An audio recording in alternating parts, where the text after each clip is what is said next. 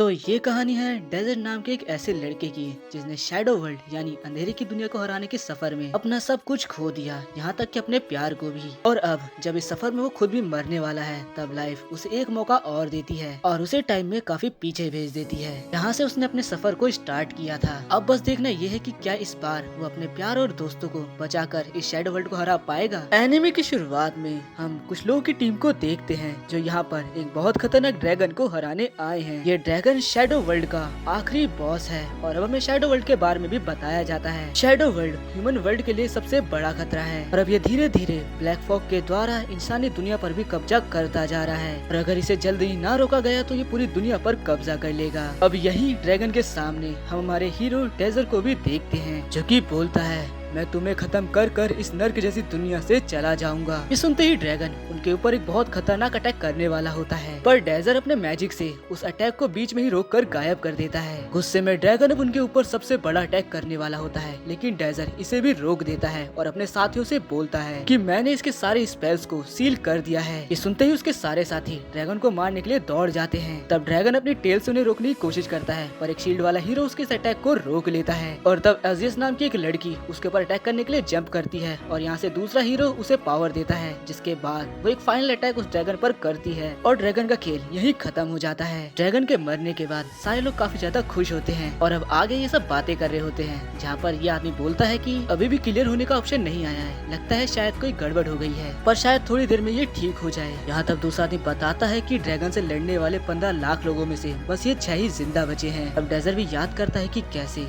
इस लड़ाई ने, इस दुनिया ने उससे उसका सब कुछ छीन लिया, उसके दोस्त, उसका प्यार, सब कुछ। तभी दूसरी लड़की बोलती है कि लेकिन हम जीत गए, चिल करो गाइस। इस पर आदमी बोलता है, पर किस कीमत पर? हमने जीत पाई, लेकिन किस कीमत पर? हम इस सच्चाई से मुंह नहीं मोड़ सकते कि इस सफर में हमने काफी कुछ खो दिया है। अब बात करते हुए सभी लोग डेजर की काफी ज्यादा तारीफ करने लगते हैं कि अगर वो नहीं होता तो शायद ये लोग जीत भी नहीं पाते। फिर अब सब बात करने लगते हैं कि कैसे जब वो इस वर्ल्ड से निकल जाएंगे तो क्या क्या करेंगे, और फिर वो डेजर से पूछते हैं कि तुम क्या करोगे। तब डेजर एक लड़की को याद करने लगता है जिसने अपना दम इसकी बाहों में ही तोड़ा था, जिसके बाद वो बोलता है कि जब मैं वहाँ जाऊंगा तो मैं वहीं जाकर सोचूंगा कि क्या करना है। तभी मरे हुए ड्रैगन के अंदर से काफी सारी एनर्जी निकलने लगती है, जिससे इन सबको समझ में आ जाता है कि वो फटने वाला है और इस धमाके से बचने के लिए ये लोग अपने ऊपर एक शील्ड बना लेते हैं। लेकिन थोड़ी देर में ही इन्हें समझ में आ जाता है कि इस धमाके से ये लोग जिंदा नहीं बच पाएंगे। यहाँ डेजर अपनी जियो जान लगा देता है, पर तब भी उसका मैजिक किसी काम नहीं आता और वो बोलता है कि मैं ऐसे नहीं मर सकता। इसके बाद अचानक ही काफी तेज रोशनी चमकती है और अब जैसे ही डेजर अपनी आँख खोलता है वो पाता है कि वो काफी ज्यादा जवान हो चुका है, साथ ही उसने स्कूल की कोई यूनिफॉर्म पहन रखी है। उसको कुछ समझ नहीं आता। वो देखता है कि सारे बच्चे यहाँ पर स्टेज की तरफ देख रहे हैं और तभी स्टेज पर एक लड़की आती है जो कि सबका अकेडमी में स्वागत करती है, जिसे देखकर डेजर एक ही बार में पहचान लेता है। अब वो लड़की बोलती है कि लेकिन मुझे माफ करना, यहाँ पर हम तुम सबको एक्सेप्ट नहीं कर सकते, तुम्हें एक टेस्ट देना होगा जिसमें से टॉप 600 की ही सिलेक्शन होगी। और इत्तेफाक से जिस टेस्ट की वो बात कर रही थी डेजर को उसके बारे में पहले से ही पता था और ये टेस्ट था शैडो वर्ल्ड को लेकर। उस लड़की की बात सुनकर डेजर काफी ज्यादा हैरान हो जाता है, क्योंकि उसे पता चलता है कि वो टाइम में काफी पीछे आ चुका है जब उसने अपनी जर्नी को स्टार्ट भी नहीं किया था। डेजर एक कोने में अपने उस सफर को याद करता है जहाँ उसने अपने सारे साथियों को भी खो दिया था और रोने लग जाता है। अब डेजर बाहर बैठा होता है कि तभी उसके पास एक लड़की आकर बोलती है, मैं तुम्हें कब से ढूंढ रही हूँ, तुमने तो मुझे परेशान कर दिया है, तुम डेजर ही हो ना? जिस पर डेजर हाँ करता है और अभी लड़की खुद का इंट्रोडक्शन देते हुए बताती है कि मेरा नाम लेडोरिया है। और क्योंकि डेजर टाइम में पीछे आया है तो वो इसके बारे में पहले से ही जानता था। वो जानता है कि लेडोरिया एक जीनियस है जो कि फायर टाइप मैजिक का इस्तेमाल कर सकती है और ये डेजर की सीनियर है और इसको इसे गाइड करने का काम मिला है। अब लेडोरिया उसका स्टैट चेक करती है जिसमें उसे पता चलता है कि वो एक कॉमनर है और इससे लेडोरिया थोड़ी परेशान हो जाती है, जिस पर डेजर हमें बताता है कि हाँ मैं जानता हूँ इस एकेडमी में बहुत ज्यादा भेदभाव किया जाता है कॉमनर्स और नोबल्स को लेकर। यहाँ नोबल्स को अल्फा में डाला जाता है और कॉमनर्स को टेस्ट पास करने के बावजूद भी बीटा क्लास में डाला जाता है। अब वो लोग फैसिलिटी के अंदर आते हैं जहाँ पर लेडोरिया ये देखकर हैरान होती है कि फैसिलिटी को देखकर भी डेजर बिल्कुल हैरान नहीं हुआ और अब वो लोग टेस्ट देने के लिए जाने लगते हैं। पर तभी यहाँ पीछे से एक लड़का आता है और वो लेडोरिया को चिढ़ाने लगता है कि तुम इतनी छोटी हो, आखिर तुम यहाँ आ कैसे गई। साथ ही वो उसके फायर टाइप मैजिक का भी मजाक उड़ाता है, पर तब लेडोरिया उसका मजाक उड़ाते हुए कहती है कि पर तुम मेरे ही फायर मैजिक से हारे थे। अब तभी यहाँ पर वो डेजर का स्टैट चेक करता है और उसे पता चलता है कि वो नोबल नहीं है, और फिर डेजर का मजाक उड़ाने लगता है और बोलता है तुम चाहे कितनी भी कोशिश कर लो पर रहना तो तुम्हें बेटा में ही है, और मुझे नहीं लगता कि इसके साथ तुम कभी टेस्ट को पास भी कर पाओगे, और ऐसा बोलकर चला जाता है। तब डेजर देखता है कि लेडोरिया काफी ज्यादा गुस्से में आग बबूला हो चुकी है और वो बोलती है अब चाहे जो कुछ भी हो जाए तुम्हें इस टेस्ट को पास करना होगा डेजर। और अब जैसे ही वो लोग टेस्ट वाली जगह पर पहुंचते हैं, यहाँ डेजर किसी को ढूंढने लगता है, तभी पीछे से एक लड़की उसको आवाज देती है। ये वही लड़की थी जिसके बारे में डेजर पहले सोच रहा था। उसको देखते ही डेजर को याद आता है कि कैसे उसने इसे अपनी बाहों में ही खोया था, और अब वो ठान लेता है कि वो हादसा दोबारा कभी नहीं होने देगा और अब खुद के हाथों से वो इतिहास लिखेगा। डेजर उस लड़की को रोमांटिका कहकर बुलाता है, और शायद ये भूल गया था कि ये टाइम में पीछे आया है, वो नहीं, और इसीलिए वो इससे पूछती है कि आखिर तुम्हें मेरा नाम कैसे पता है, क्या इससे पहले कहीं हम लोग मिले हैं। ये सुनकर डेजर रियलाइज करता है कि वो गलत जगह ही सवाल बोल रहा है, और बेचारा थोड़ा हड़बड़ाते हुए बोलता है कि मैंने तुम्हारा नाम वहाँ ऊपर पढ़ा है क्योंकि हम दोनों सेम ही ग्रुप में हैं। इसके बाद रोमांटिका यहाँ से आगे बढ़ जाती है और हमारा डेजर बोलता है मैं तुम्हें कैसे भूल सकता हूँ, मैं ही जानता हूँ कि तुम्हें खोने के बाद मैंने अपनी जिंदगी कैसे जी है, पर इस बार मैं वो होने ही नहीं दूंगा। इसके बाद टेस्ट स्टार्ट होने ही वाला था। यहाँ लेडोरिया उसको बता रही थी कि टेस्ट में तुम ए ग्रुप के अंदर हो और तुम्हें अंदर जाकर एक रेस को जीतना है, और चिंता मत करो ये शैडो वर्ल्ड सिर्फ टेस्टिंग के लिए बना है, और हाँ अगर तुम जरा भी जख्मी होते हो तो यहाँ पर एक सेफ्टी सिस्टम भी है जिससे तुम खुद ब खुद बाहर आ जाओगे। डेजर को समझ नहीं आता कि आखिर उसे चोट क्यों आएगी। तभी यहाँ एलम आकर बताता है कि इस रेस के अंदर कैंडिडेट्स एक दूसरे पर अटैक कर सकते हैं, और मुझे तो नहीं लगता कि तुम जीत भी पाओगे। इसके बाद वो यहाँ पर एजेस नाम की एक लड़की को इंट्रोड्यूस करता है जिसे वो खुद गाइड कर रहा था, लेकिन एजेस को देखकर डेजर के मुंह पर एक स्माइल आ जाती है और वो मन में ही बोलता है मैं तुम्हें बहुत अच्छे से जानता हूँ, तुम एक मैजिक नाइट हो जो कि आइस टाइप मैजिक का यूज करती हो, और साथ में तुम एक सेज भी हो जो कि विजन मैजिक का यूज करती हो। अभी एलम यहाँ पर लेडोरिया का मजाक उड़ाते हुए यहाँ से चला जाता है, और अब लेडोरिया डेजर से बोलती है कि तुम्हें कैसे भी इस रेस को जीतना होगा। इसके बाद डेजर बाकी कैंडिडेट्स के साथ शैडो वर्ल्ड में पहुंच जाता है रेस के लिए। अब यहाँ अनाउंसमेंट कर बताया जाता है कि आप लोग अपने मैजिक की मदद से या किसी भी वेपन की मदद से अपने 7 कैंडिडेट को रोक सकते हो, और सिर्फ टॉप 3 ही पास होंगे। यहाँ डेजर एजेस को ही देख रहा होता है और सोचता है कि कहीं ये भी तो फ्यूचर से नहीं आई, पर तभी एजेस उसका नाम लेती है। डेजर हैरानी से पूछता है कि तुम्हें मेरा नाम कैसे पता, जिस पर एजेस बताती है कि मैंने लिस्ट में पढ़ा था, और तुम चिंता मत करो मैं काफी देर से नोटिस कर रही हूँ कि तुम मुझे ही देख रहे हो, तुम बहुत कमजोर हो और इतने वीक हो कि मैं तुम पर अटैक नहीं करूंगी। जिसके लिए डेजर उसका शुक्रिया करता है और समझ जाता है कि फ्यूचर से तो नहीं आई है। रेस शुरू होती है और एजेस काफी स्पीड से आगे निकल जाती है और उसके पीछे बाकी कैंडिडेट भी दौड़ने लगते हैं। रोमांटिका और डेजर एक ही स्पीड पर दौड़ रहे होते हैं, जहाँ पर डेजर रोमांटिका से बात करने की कोशिश करता है, पर रोमांटिका उससे बोलती है कि मुझ पर लाइन मारना बंद करो, पर डेजर उससे इतने प्यार से बात कर रहा होता है कि उसका दिमाग ही खराब हो जाता है। पर तभी रोमांटिका के ऊपर एक अटैक होता है और डेजर उसे बचा लेता है। ये उन्हीं कैंडिडेट में से एक ने किया था ताकि वो इन दोनों को रेस से बाहर कर सके। पहला अटैक फेल होने के बाद वो एक बहुत बड़ा फायर अटैक दोबारा से करता है, और अब रोमांटिका भी अपने मैजिक का इस्तेमाल करती है और एक ही अटैक में उसको बाहर कर देती है, और अनाउंस कर ही सबको बता दिया जाता है कि एक कैंडिडेट बाहर हो चुका है। और अब डेजर उसको एक स्माइल देता है जिससे रोमांटिका का दिमाग ही खराब हो जाता है और बोलती है कि तुम ऐसे स्माइल कर रहे हो जैसे कि तुम मुझे जानते हो। अब डेजर उससे बोलता है कि क्या तुम्हें बाकियों से आगे नहीं जाना, जिस पर रोमांटिका अब अपने ट्रू मैजिक का इस्तेमाल करती है और एक मैजिक कास्ट करती है। देखते हैं कि सारे प्रोफेसर्स भी इस रेस को देख रहे होते हैं और कॉमनर होने की वजह से डेजर के ऊपर हंस रहे होते हैं। यहाँ एजेस के पीछे 2 कैंडिडेट भाग ही रहे होते हैं कि तभी रोमांटिका का मैजिक उन्हें पीछे खींचने लगता है और सारी हवा पीछे की तरफ बढ़ने लगती है। हवा इतनी तेज बढ़ती है कि एक पेड़ उनके ऊपर ही गिर जाता है, जिससे ये दोनों भी रेस से बाहर हो जाते हैं। लेकिन हम देखते हैं कि एजेस अपने स्वॉर्ड से उस हवा को चीरते हुए आगे बढ़ जाती है। अब रेस में बस ये 3 ही बचे थे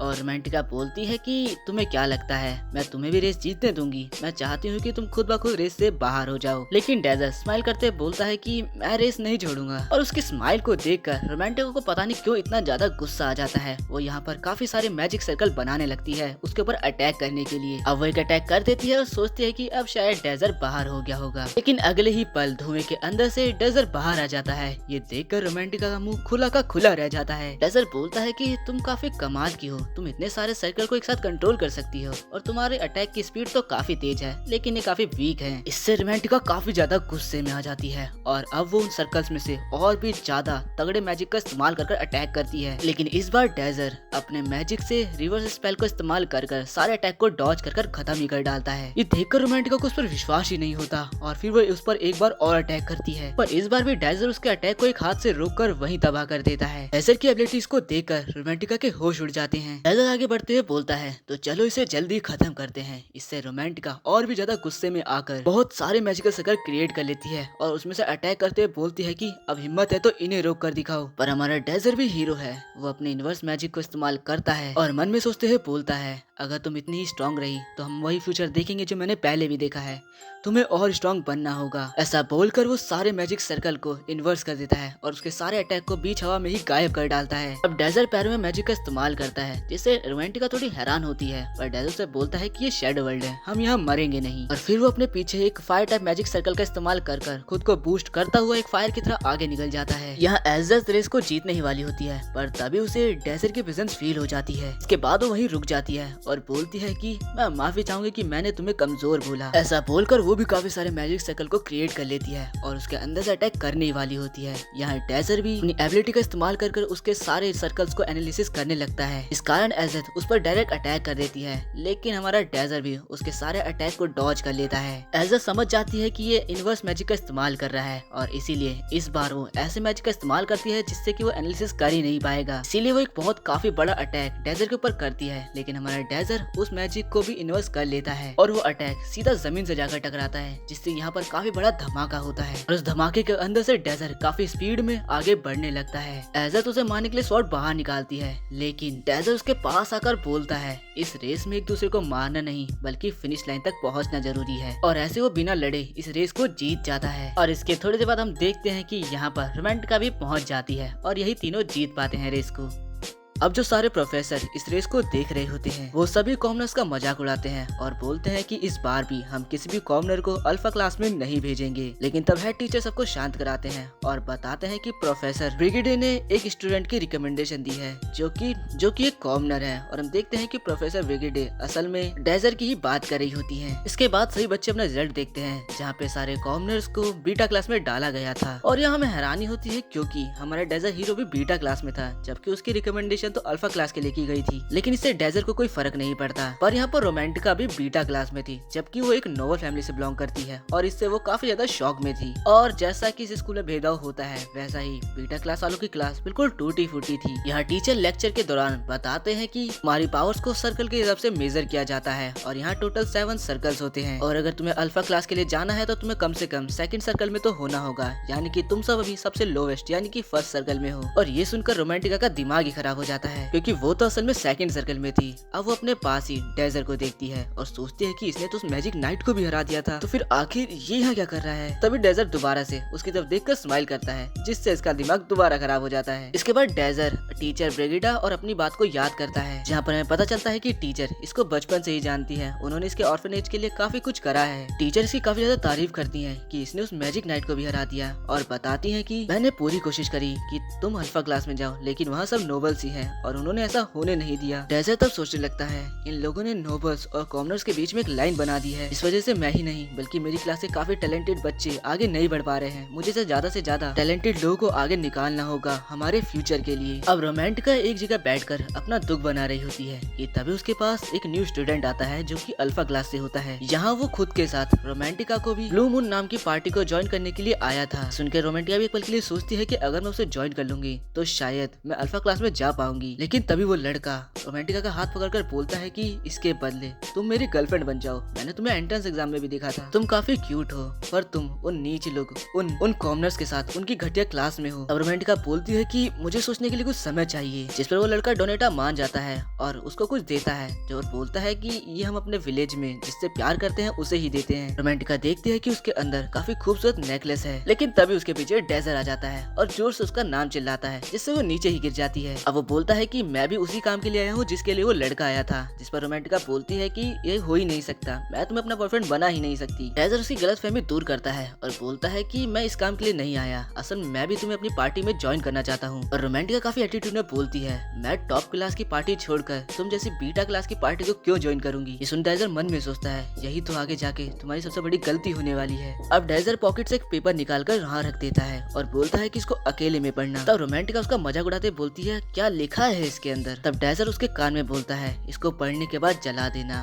और मैं ये तुम्हारी भलाई के लिए बोल रहा हूँ। ऐसा बोलकर वो यहाँ से चला जाता है। रोमांटिका उसे पढ़ती है और बोलती है, आखिर उसको इन सब के बारे में कैसे पता। अब रास्ते से जाते हुए डेजर्ट एक लड़के जिसका नाम की प्राम होता है उसे देखता है और याद करते हुए बोलता है कि सारे वॉरियर्स में से ये कितना तेज था, जबकि इसे कोई ट्रेनिंग भी नहीं मिली थी, पर इस बार ये और भी स्ट्रांग बन सकता है। इसके बाद हम देखते हैं कि प्रैक्टिस मैच के दौरान रोमांटिका डेजर्ट के पास आती है और बोलती है कि आखिर तुम्हें ये कैसे पता। पर डेजर्ट उसे रोक कर बैठा देता है और बोलता है कि अभी प्रैक्टिस मैच चालू होने वाला है। हम यहाँ वही लड़के प्राम को देखते हैं जिसे देखकर रोमांटिका बिल्कुल पिघल जाती है क्योंकि वो उसे काफी क्यूट लगता है। अब पराम काफी सारी शॉट्स में से एक बहुत बड़ी शॉट को चुनता है जो देखकर डेजर्ट थोड़ा हैरान होता है। पराम का मैच यहाँ पर एक अल्फा क्लास वाले लड़के से होता है और अब वो सीधा उसकी तरफ दौड़कर काफी सारे अटैक करने लगता है और वो लड़का उसके सारे अटैक को डॉज करने लगता है। यह डेजर्ट सोचता है कि आखिर वो इतनी बड़ी शॉट को क्यों चला रहा है। अब पराम उस पर एक अटैक करता है लेकिन वो लड़का उसे डॉज कर एक काफी फुल अटैक उसके ऊपर करता है जिसकी उसकी शॉट भी नीचे गिर जाती है और प्राम यहीं पर हार मान जाता है। लेकिन मैच खत्म होने के बाद भी वो अल्फा क्लास वाला लड़का प्राम को बहुत बेरहमी से मारने लगता है। ये देख के डेजर्ट दौड़कर उसको बचाने जाता है और बोलता है कि मैच तो खत्म हो चुका है, फिर तुम इसे क्यों मार रहे हो। इसमें वो अल्फा क्लास वाला लड़का काफी गुस्से में अपनी शॉट से उस पर ही अटैक कर देता है लेकिन हमारा हीरो उसे अपने एक हाथ से ही रोक लेता है और फिर उसकी तरफ देखते हुए बोलता है, मैच खत्म हो चुका है। मानो न मानो वो लड़का इससे डर जाता है और जाते हुए बोलता है, तुम्हें इसकी भारी कीमत चुकानी होगी। अगले सीन में हम देखते हैं कि पराम डेजर्ट के हाथ में पट्टी कर रहा होता है और उसकी जान बचाने के लिए शुक्रिया बोलता है। इसके बाद वो सभी एक दूसरे को इंट्रोड्यूस करते हैं और जब डेजर्ट पराम को उसके नाम से बुलाता है वो काफी खुश हो जाता है। अब यहाँ से जाते हुए पराम डेजर्ट से बोलता है, आज तुमने मेरी जान बचाई है तो फ्यूचर में कभी भी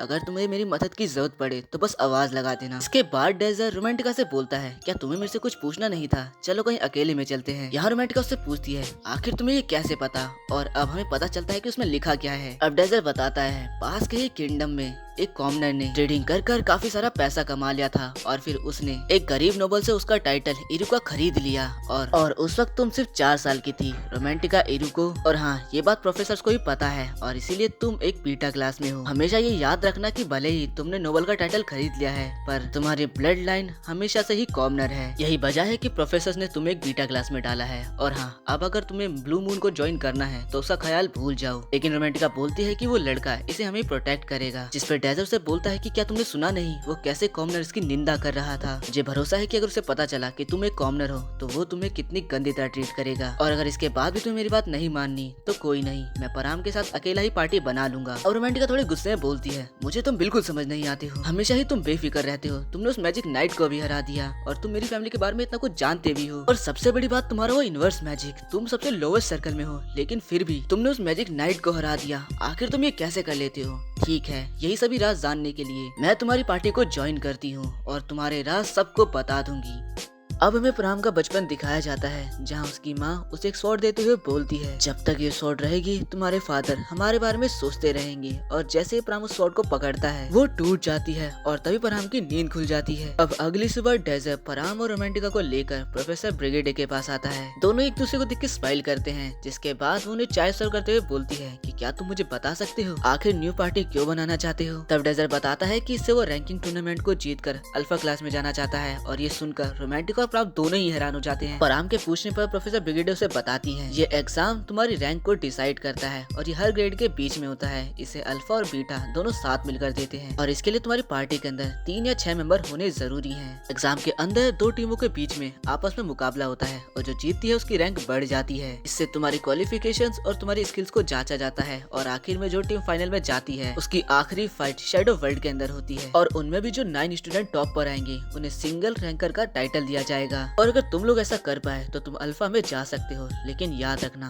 आज तक कोई भी ऐसा नहीं कर पाया है। और रोमांटिका बोलती है कि ऐसा होना नामुमकिन है, क्योंकि हर बार अल्फा क्लास के स्टूडेंट्स ही जीतते भी हैं, और यही सेम प्रोफेसर भी बोलती है। पर ये सुनकर डेजर्ट खुश नहीं होता और वो बोलता है कि इसीलिए तो हमें इसे ट्राई करना चाहिए। सोचो अगर हम तीनों ही अल्फा क्लास में चला जाएं तो प्रोफेसर को ये साबित हो जाएगा कि बीटा वाले भी काफी पावरफुल होते हैं। और ये बात सुनकर प्रोफेसर भी काफी खुश हो जाती है। अब वो लोग अपने दिए गए पार्टी रूम में जाते हैं, लेकिन गेट खोलते ही वो देखते हैं कि रूम तो बड़ा गंदा है और टूटा फूटा है, और साथ ही यहाँ पर चूहे भी हैं, जो देख के पराम और रोमांटिका की तो बिल्कुल फट जाती है। लेकिन टीम का कैप्टन होने के कारण डेजर्ट उन्हें संभालता है और अब वो बोलता है कि चलो इसकी सफाई करते हैं। लेकिन रोमांटिका चूहों से काफी ज्यादा डर रही होती है, जिस पर डेजर्ट बोलता है कि उन्हें मैं संभाल लूंगा। अब अगले सीन में हम देखते हैं कि पराम सो गया था और सारी सफाई डेजर्ट और रोमांटिका को करनी पड़ी। और अब जब रोमांटिका बोलती है कि मैं थोड़ा आराम कर लेती हूँ, काफी ज्यादा थक गई हूँ, तब डेजर्ट बोलता है कि अगर तुम्हें रैंकर बनना है तो आराम छोड़कर ट्रेनिंग करनी होगी, तो चलो ट्रेनिंग करो। तब ना चाहते हुए उन्हें मारना पड़ता है। यहाँ डेजर्ट ही उनकी ट्रेनिंग करा रहा होता है। वो दीवार पर एक सर्कल बनाता है और रोमांटिका से बोलता है अपने एम की एक्यूरेसी को परफेक्ट करने के लिए इस पर निशाना लगाओ और कोशिश करना कि सारे अटैक इस सर्कल के बीच में ही लगे। लेकिन रोमांटिका के मुताबिक ये तो नामुमकिन है, पर इस पर डेजर्ट उसकी काफी बेइज्जती कर देता है और बोलता है कि अगर तुम्हारी यही सोच रही तो मुझे लगता है कि ग्रेजुएशन तक तुम्हें बस सफाई ही करनी चाहिए। ये सुनकर रोमांटिका काफी ज्यादा पिनक जाती है, पर यही तो डेजर्ट की एक चाल थी। और अब डेजर्ट उसके अगल बगल एक सर्कल बना देता है और उसको एक बोल देते हुए बोलता है अपने एयर मैजिक की मदद से इस बोल को अपने सामने वाले सर्कल में डाल कर दिखाओ। और अब फर्स्ट ट्राई में ध्यान लगाने के बाद रोमांटिका ऐसा कर पाती है, जिस पर डेजर्ट उसकी तारीफ करता है और बोलता है कि अगर तुम ऐसे ही करती रही तो तुम बहुत जल्दी कामयाब हो जाओगी। डेजर्ट के मुंह से अपनी तारीफ सुनकर रोमांटिका काफी खुश हो जाती है, इसलिए वो और भी ज्यादा ट्रेनिंग करने लगती है। और अब उसे सब कुछ बताकर डेजर्ट पराम के पास आ जाता है। तब पराम उससे पूछता है कि मुझे बताओ मुझे क्या करना है। पर डेजर्ट उससे बोलता है कि मेरे पास ऐसा कुछ नहीं मैं जो तुम्हें सिखा सकूं, तुम पहले से ही एक स्वॉर्ड मास्टर हो और हमें इसकी ही जरूरत है। पर ये सुनकर पराम थोड़ा उदास हो जाता है और डेजर्ट सोचता है कि टूर्नामेंट में हम जब ही जीत सकते हैं जब भी अपने फुल पोटेंशियल पर लड़े। मुझे अच्छे से याद है कि फ्यूचर में ये कितना कमाल का था, पर तब इसके पास एक रेयर स्वॉर्ड थी। अब पराम को उदास देखकर डेजर्ट उससे बोलता है मुझे याद है जब तुम उस अल्फा क्लास वाले लड़के से लड़ रहे थे तब तुमने ऐसी स्वॉर्ड पकड़ी थी जिसकी तुम्हें आदत नहीं है। तुम्हें अपनी फाइटिंग के लिए कुछ हल्का वेपन पकड़ना चाहिए, जैसे कि एक रेपियर। ये सुनकर पराम डर जाता है और एकदम हैरान हो जाता है। इस पर पराम बोलता है कि अगर तुम्हें पूरी कहानी जाननी है तो मेरे साथ चलो। और अब वो दोनों जा रहे होते हैं। अब पराम उसे अपने रूम में ले आता है और बताता है कि मैं नहीं जानता हूँ कि मेरे फादर कौन है। मेरी मदर एक कॉमनर थी और मेरे फादर एक नोबल थे और मैं बिना शादी के ही पैदा हुआ हूँ। मेरे फादर हमारे लिए बस ये रेपियर ही छोड़ कर गए हैं, जिसे देखकर डेजर्ट की बार में पहचान लेता है कि ये वही वेपन है जिसका यूज पराम फ्यूचर में करने वाला है। पराम अपनी कहानी को कंटिन्यू करते हुए बताता है मुझे इस वेपन के बारे में जब मैं 6 साल का था तब पता चला, और तब से ही मैं काफी कड़ी ट्रेनिंग करने लगा कि जब मैं एक दिन अपने फादर से मिलूंगा तो उन्हें ही सब कुछ पता चल जाएगा। पर जब मेरी माँ आखिरी सांसें ले रही थी उन्होंने मुझसे कहा कि तुम अपने फादर से मिलने की कभी कोशिश मत करना, उनकी दुनिया हमसे काफी अलग है बेटा। और उन्होंने तो आखिरी तक मुझे अपना नाम भी नहीं बताया। पर ये सुनकर डेजर्ट समझ जाता है कि ये उसकी माँ ने इसलिए कहा ताकि वो जिंदा रहे, क्योंकि इस दुनिया में नोबल कॉमनर्स को नीच समझते हैं और उनके साथ बच्चा होना तो उनके लिए शर्म की बात है। अगर पराम ने थोड़ी सी भी कोशिश करी अपने फादर को ढूंढने की तो वो मारा जाएगा। और तभी पराम बोलता है कि मैं असल में यहाँ पर अपने फादर को ढूंढने ही आया था। मुझे पता चला कि यहाँ पर अलग अलग कंट्री के नोबल्स आते हैं, इस कारण मुझे लगा कि मैं उन्हें ढूंढ सकता हूँ, इसीलिए मैंने स्वॉर्ड के थ्रू इन्फॉर्मेशन गैदर करने की कोशिश करी। पर तब मुझे पता चला कि स्वॉर्ड की तो असल में कोई कीमत ही नहीं है। मुझे लगा मेरे फादर मेरी मदर से प्यार करते थे, पर ये सिर्फ एक कचरा है। और ऐसा कहकर वो स्वॉर्ड को फेंक देता है और बोलता है कि मैं इसे कभी यूज नहीं करूंगा। अब अगले दिन डेजर्ट इन दोनों की ट्रेनिंग देख रहा होता है, जहाँ पर रोमांटिका अब उस सर्कल में काफी आराम से बॉल को डाल पा रही थी। तब डेजर्ट उसके पास जाता है और फिर याद करता है कि उस लड़के ने इसको कुछ दिया था। और फिर वो डेजर्ट पराम के पास जाता है और उससे बोलता है कि क्या एक बार मैं तुम्हारी उस स्वॉर्ड को देख सकता हूँ। लेकिन पराम बोलता है कि मुझे माफ करना, लेकिन मैंने उसे बेच दी है। यार इसी के साथ पार्ट 1 यहीं पर खत्म होता है। अगर इस पे अच्छे व्यू आते हैं तो मैं इसका सेकंड पार्ट भी लाऊंगा।